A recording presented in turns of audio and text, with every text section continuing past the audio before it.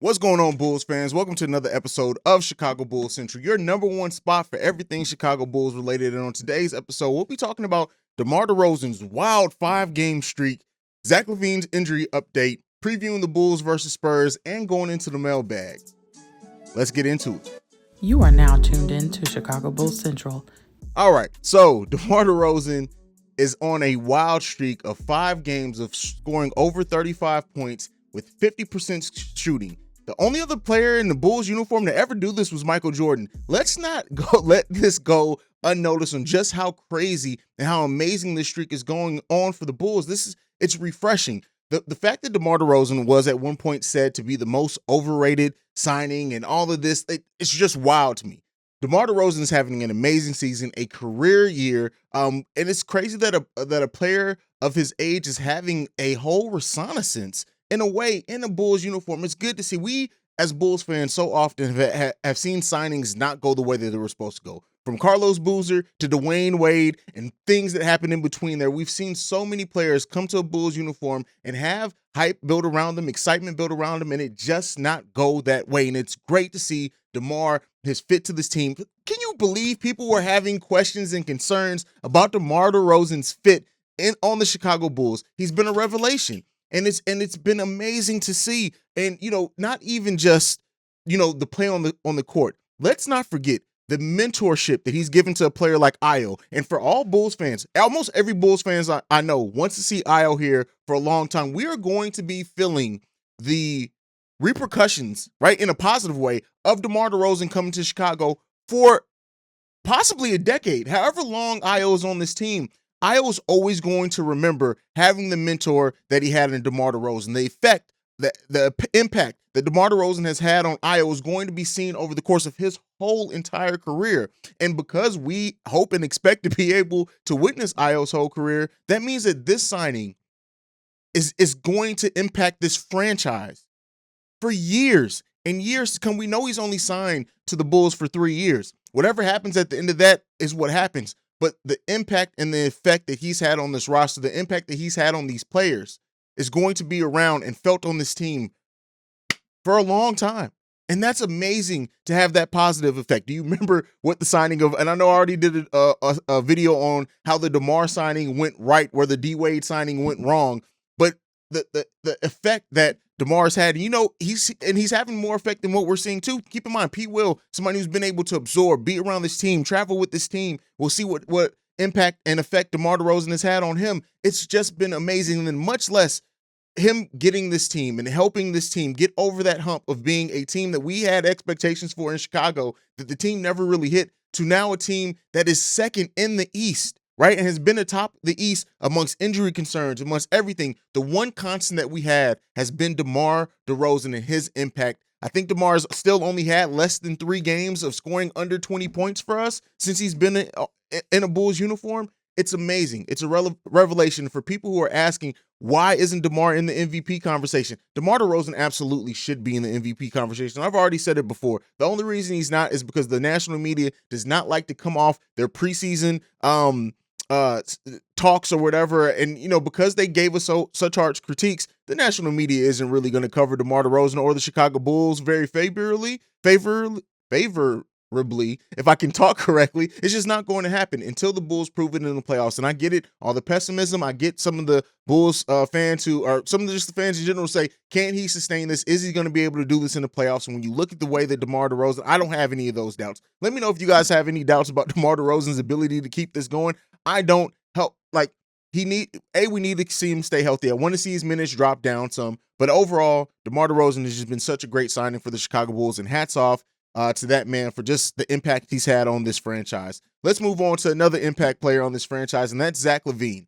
Zach Lavine's contract extension is coming up. He will be missing the game tonight against the San Antonio Spurs because he is supposed to see a knee specialist sometime this week. And it has been said and rumors come out that the Bulls are a little concerned about Zach's knee. And that makes sense, right? The fact that this is something that seems to just be bothering him. We know that the back, and I've said and speculated before as well that the back spasms may be because of him overcompensating for his knee. We'll see what has to happen. it's already been said that there's no structural damage to the knee. I'm sure he's seen a specialist just to confirm that, give anything else. But overall, I really do think it just comes down to rest for Zach Lavine. I'm glad that he's seen this. I have already said I would not mind seeing Zach Lavine sit out until after the All-Star break. Just let this team ride out. It's only 2 more games at this point. Let us ride it out against San Antonio and against Sacramento and just see what we can do. But yeah, the knee is definitely a concern. It's scary, especially, you know, in Chicago Bulls, we have bad histories with knees and things like that.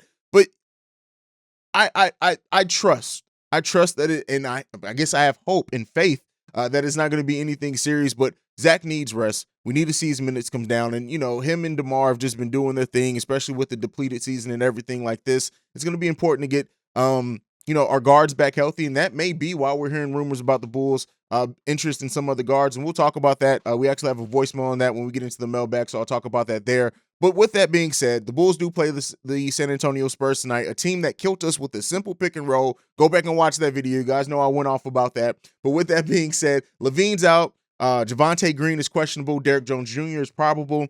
And overall, what do we need to see from this team? Effort. That's it. That, you know, with the roster being depleted as is, that's the one thing that I've been focused on is what the Bulls do as far as giving effort on both sides of the ball, the execution, the passing. When the ball moves freely, we know what we can do and how dangerous we can be. How do the Bulls adjust to what killed them last game with a simple pick and roll? But with that being said, you know, how does Billy Donovan adjust? He got completely outcoached and outclassed against the San Antonio Spurs last time we faced them.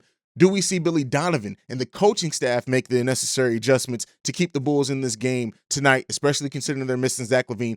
It's going to be an interesting game to see. I'm, for one, am really now paying a lot of attention to like what Billy Donovan does as far as adjustment-wise, because we know, at least if you've been watching this team close enough, Billy Donovan is slow to make adjustments. That's one of the biggest critiques I have on him as a coach, and I want to see what he does now after seeing what the pick and roll did to this team. We don't want to see the Bulls lose to a simple pick and roll at home, on their home court, no less. We don't need to see that. Hopefully they make some adjustments. We get solid contributions. We know what DeMar is going to give. Ayo hopefully continues his hot streak as well. Also, do want to point out, Ricky Fontaine, our very own, it will be hosting the post-game live show tonight. It will not be me. I will not be able to do it, but Ricky Fontaine will be hosting that. Make sure y'all keep him lifted and everything and support him. Still show out. He's going to be ready. No video, so it will be all voiceover, but Ricky Fontaine is hosting the post-game show tonight, so make sure you guys are tuned in. So before we go, let's go ahead and jump into the mailbag. This first voicemail is from Hawk from Ball Hawks. Let's get into it now. What's up, Haize? This is your man, Hawk from Ball Hawks, man. Hey, listen, I had the same debate with a coworker of mine, man, at work, and I was telling him, look, man, some of the best trades are the trades that you don't make. I mean, just imagine when we're fully loaded. And when I mean fully loaded, I mean with Patrick Williams. Because when he comes back, Caruso comes back, Ayo comes back, Ball comes back. Literally, you could say we have like 2 starting lineups. Our bench players are basically starting. So once those guys get back, now it's like we have our own bench mob. And I'm going to tell you something. A lot of these teams out here don't want to face us. They know what we was capable of doing early on when we was fully loaded, which even without Patrick Williams, players know. Teams know, like, okay, they got a lot of guys missing, man. You know what? Yeah, we missed a few games here and there, but they know that we're not fully loaded, and they know that we're dangerous. And, you know, just going in, I think Acme owes it to us, owes it to the team to see this team fully loaded before he starts to dismantle it or start to, you know, pick with it. Because last thing you want to do is bring in a guy, you know, that doesn't fit our chemistry. You know, in that case, we could have got Boogie. You know, these bad locker room guys, these bad character guys, you know, throw off our whole chemistry. You know, we need good locker room guys that's going to, you know, run this offense. And I believe, man, I'm telling you, I believe we can go. And look, I'm like you, man. I'm not scared of nobody. I'm not scared of anyone. You know, Embiid, Giannis, you know, they kind of worry me a little bit. But I believe, like I said, when Patrick Williams is back and everybody's fully loaded, fully healthy, nobody's on the COVID list or injuries, when we fully loaded, I think we're really going to be dangerous, man. I really think teams are not going to want to face us. Teams are not going to want to face us, man. And I put my trust in Acme. I think they're going to push the right buttons and make the right moves. We've seen what they're able to do within a year and a half, whatever. I mean, they turned this place around, man. So I got confidence in Acme that they're going to pull the trigger when needed. They're not just going to do some shit just to do some shit. So that's it, dog. You stay up, man. You're doing an amazing job. Peace. And this is a trade that came in shortly after the trade deadline. I just haven't got a chance to get into it before this voicemail before now. But I agree with everything Ballhawk said. Is that simply put is that sometimes the best trade you make is the moves, or the best move is the moves you don't make. And don't get me wrong, I get why Bulls fans, there are a lot of Bulls fans that are disappointed. There are a lot of Bulls fans that have almost given up on this team in their playoff run because they didn't go out and get a big. What I'll say with that is that, the biomarker will see, but I've already talked about how flexible this team can be with making additions to the roster next year without giving up any of their young talent. And we've talked about the fact that the Bulls are in the unique position to be able to compete now, while maintaining their future, while also building a team out. And so there's not a lot of teams that are in there. I get the mindset, and a lot of fans have, is the fact that you either are going all in now, or you're keeping your young talent. This Bulls team has the ability to do both. And I've said it, and I told you guys, this front office is not trading Patrick Williams. It's not happening. Regardless, and I'm not saying I agree or disagree with it. This is just the facts. This front office is not trading Patrick Williams. If Kobe White is to be traded, it's probably not going to be into the draft when they can package him with the first-round pick. You guys know my personal opinion on Kobe White. I want to see him stay with his team, especially unless they do a lot of different things with the bench to bring more bench scoring in. It's Kobe's bench scoring is absolutely needed, especially for a playoff run. So with all that being said, and I can't wait to see if Patrick Williams does develop the way that this front office hopes that they do, how that conversation around Patrick Williams changes for the people that have called for him to be traded this offseason. So that's where I stand. Great voicemail from Hawk. Thank you for contributing. Let's get into this also, this first-time caller. This one's from Corey. Hey, Haize, this is Corey. I love your channel, man. But I just was watching ESPN just now, and they're saying that the Chicago Bulls are one of the teams that are going after Goran Dragic really hard. I just want to know your thoughts on that. I think it's a terrible idea, and I do think that within the next 2 or 3 weeks we're going to hear some bad news about either Caruso and or Lonzo Ball, because I have no idea why we'd be going after another guard right now.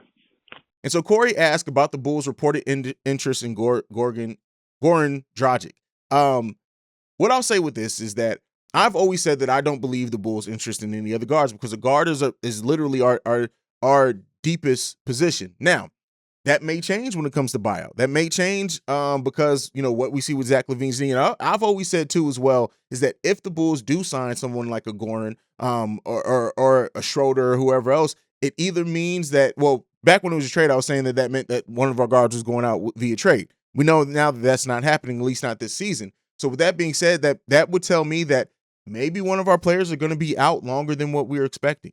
And I have speculated, this is complete speculation, is that if it happens, if we see the Bulls, if Dragic gets bought out and he's signed to this team, what that would mean to me and automatically tell me is that either Lavine, Zoe, or Caruso, knock on wood, are going to miss some significant time and possibly some time in the playoffs. That's what that would tell me. So let me know what you guys think about the Bulls' interest in Goran Dragic. I've already said mine on that on several videos. I want to hear from you guys on this. But that's it for me for today. Make sure you follow on the show at Bulls Central Pod. You can send us any feedback, questions, comments, concerns, bullscentralpod@gmail.com. Lastly, if you want to leave a text or a voicemail like you heard played on this episode, to do that, you call 773-270-2799. That's it for me for today. Make sure you guys are supporting my boy Ricky as he hosts the post-game show solo today. But that's it. Like I like to end everything on. Go Bulls. Love you guys. Peace. This has been a presentation of the Break Media.